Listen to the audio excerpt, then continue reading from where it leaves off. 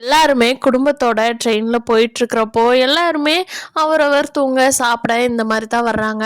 ஆனால் சேரன் அண்ணா மட்டும் எந்த ஒரு வேலையுமே செய்யாமல், சாப்பிட கேட்டாலும் எனக்கு பசி இல்லை, தூங்கலையான்னு பார்த்தாலும் தூங்காமல் இப்படியே ட்ரெயினில் உட்காந்து இந்த 2 நாளாக கழிச்சிக்கிட்டு வர்றாரு.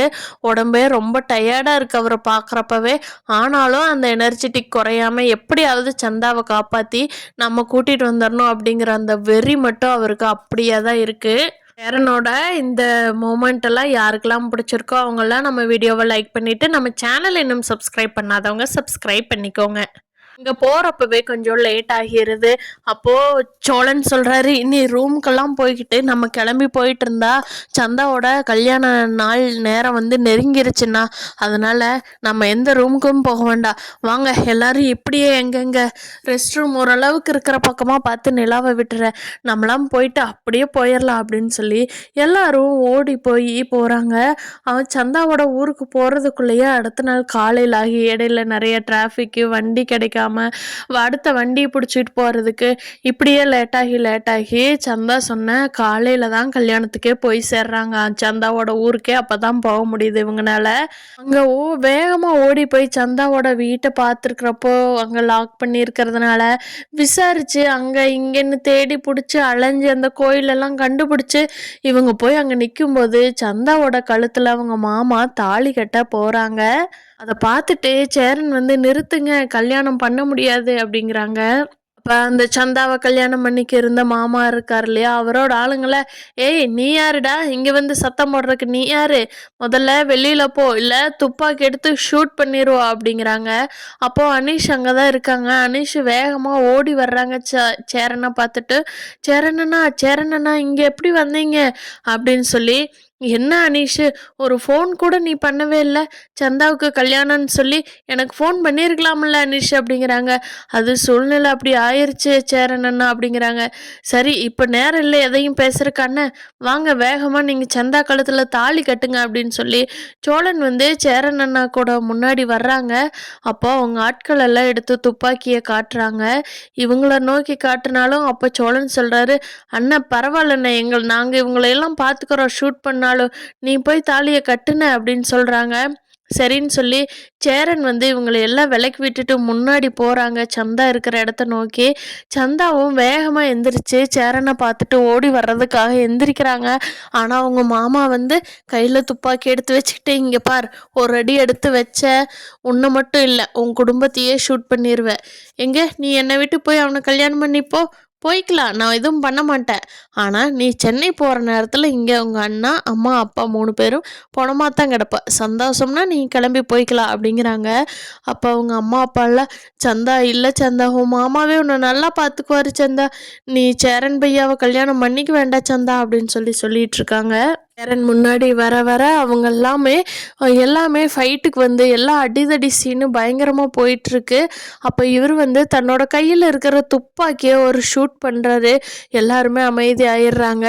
அப்போது சேரன் கிட்ட சொல்கிறார், இங்கே பாருங்க, ஒரு அடி எடுத்து வச்சாலும் சந்தாவை நான் ஷூட் பண்ணிடுவேன், எனக்கு கிடைக்காத சந்தா வேறு யாருக்கும் கிடைக்கிறதுக்கு விட மாட்டேன், அப்படி இல்லை எங்கள் ஊருக்கு வந்து எங்கள் பொண்ணையை நீங்கள் தூக்கிட்டு போகலான்னு தானே தைரியத்தில் வந்திருக்கீங்க, அதுக்கெல்லாம் வாய்ப்பே இல்லை அப்படின்னு சொல்லிட்டு, டேய் இவங்க அங்கேருந்து வந்தவங்களெல்லாம் பிடிச்சி வைடா, அவங்க கண்ணு முன்னாடி தான் என் கல்யாணம் நடக்கணும்னு இருந்திருக்குது, அதனால் மேலே நாதஸ்வரம் வாசிங்க, நான் தாலி கட்டுறத அவனும் பார்த்துட்டு போகட்டும் அப்படின்னு சொல்லிட்டு வேண்டாம் அழுகிறாங்க சந்தா.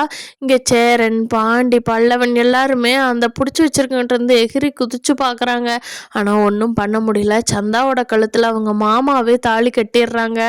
தாலி கட்டினதும் இங்கே சோழன் ஆகட்டும் சேரன் ஆகட்டும் யாருமே அந்த முரண்டு பிடிக்கிறதையே விட்டுறாங்க, அந்த ஆளுகளும் விட்டுறாங்க. ஏன்னா சந்தா கழுத்தில் தாலி கட்டிட்டதுனால. ஏன் மண்டி போட்டுக்கிட்டு அழுகிறாரு சேரன். ஐயோ இப்படி ஆயிடுச்சே, என்னை நம்பி ஒரு பொண்ணு இருந்ததே, அந்த பொண்ணை கூட என்னால் காப்பாற்றி கூட்டிகிட்டு போக முடியலையே, இப்படி ஆயிடுச்சே அப்படின்னு சொல்லி அழுகிறாரு சேரன். அப்போது நிலா, சோழன், பாண்டி, பல்லவன் எல்லாருமே வந்து அண்ணன் எந்திரிச்சு வாண்ண, பரவாயில்லண்ணே, என்னென்ன பண்ண முடியும், அவங்க துப்பாக்கி முனையில் வச்சுக்கிட்டு சந்தாவோட உயிர் முக்கியமா நீ கல்யாணம் பண்ணுறது முக்கியமானு கேட்குறப்போ, சந்தாவோட உயிர் தானே நம்மளுக்கு முக்கியம், அதனால எப்படியோ நல்லா இருக்கட்டும் வாண்ண நம்ம போகலாம் அப்படின்னு சொல்லிட்டு அவங்கள திரும்பி பார்க்காம சேரனை கூட்டிகிட்டு வந்துடுறாங்க இவங்க எல்லாருமே. போகிறப்போ எல்லாருமே கண்டிப்பாக நம்ம சந்தாவை கூட்டிகிட்டு வந்துடலான்னு நினச்சிட்டு போனாங்க. ஆனால் திருப்பி ட்ரெயினில் வர்றப்போ எல்லாருமே சோகமாக கவலையோட முகத்திலேயே எல்லாரும் அழுகாத குறைய உட்காந்துட்டு வர்றாங்க. ஆனால் சேரன் மட்டும் அப்பப்போ கண்ணீர் வடிகிறது, அப்பப்போ தொடச்சிக்கிட்டே ட்ரெயினில் திரும்பி வந்துக்கிட்டு இருக்கிறாரு. நம்ம திரும்பி சந்தாவோட வரலான்னு நினச்ச சேரனுக்கு இப்படி ஆயிடுச்சு. ஒரு முறை இல்லை, 2 முறை இல்லை, அவருக்கு கார்த்திகாவோட ஒரு தடவை கல்யாணம், சந்தாவோட ஒரு தடவை கல்யாணம், ஏன் இப்போ கூட தாலி கட்டிட்டு வரலான்னு நினச்சதும் கூட நின்றுச்சு. அவருக்கு இதோட 3 தடவை கல்யாணம் ரெடியாகி நின்றுச்சு.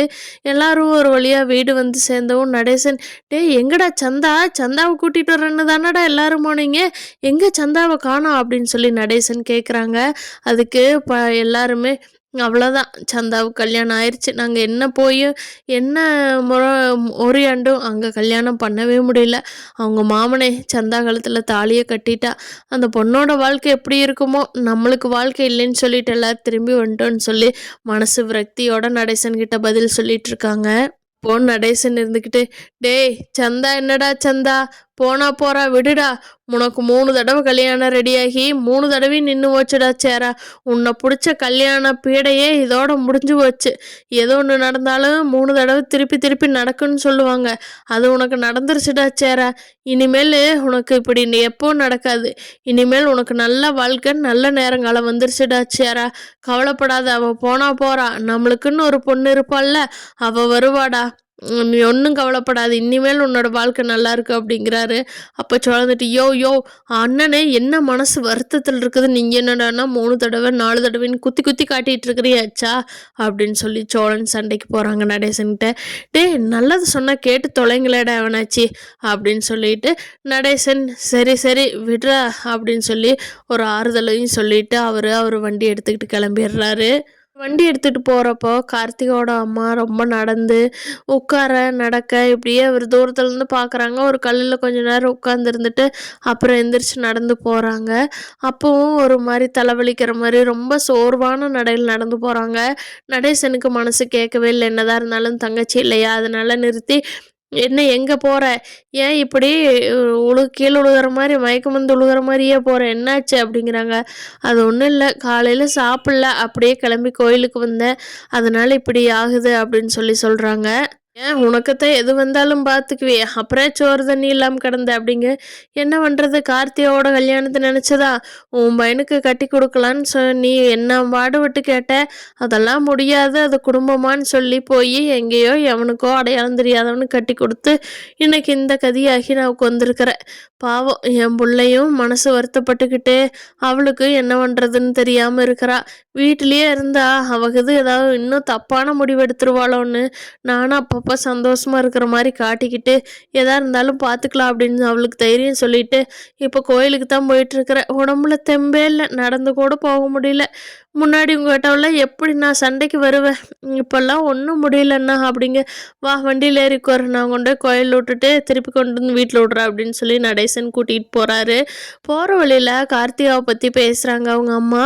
அப்போது நடேசனுக்கு டக்குன்னு ஞாபகம் வருது, பேசாமல் சேரனு கல்யாணம் பண்ணி வச்சறியா, 2 பேரும் ஒருத்தருக்கு ஒருத்தர் விரும்பினாங்க, ஒருத்தருக்கு ஒருத்தர் கல்யாணம் பண்ணிக்கலாம்னு அவ்வளோ ஆசைப்பட்டாங்க, நீ தான் அதை கெடுத்து குட்டிச்சவராக்கிட்ட, இன்னையாவது திருந்தி என் பையனுக்கு கல்யாணம் பண்ணி தரையா அப்படின்னு கேட்குறாரு. என்ன இவ கல்யாணமான பொண்ணு, சேரன் வந்து இன்னும் கல்யாணம் இல்லாத பொய்ய 2ஆம் தரமா எப்படி கார்த்திகாவை கல்யாணம் பண்ணி கொடுக்க முடியும் அப்படிங்கிறாங்க. அதெல்லாம் நான் பேசிக்கிற சேரங்கிட்ட, இப்படி ஒரு தங்கமான புள்ள வந்தால் தான் சேரனை பத்திரமா பார்த்துக்கு அப்படின்னு சொல்கிறாங்க.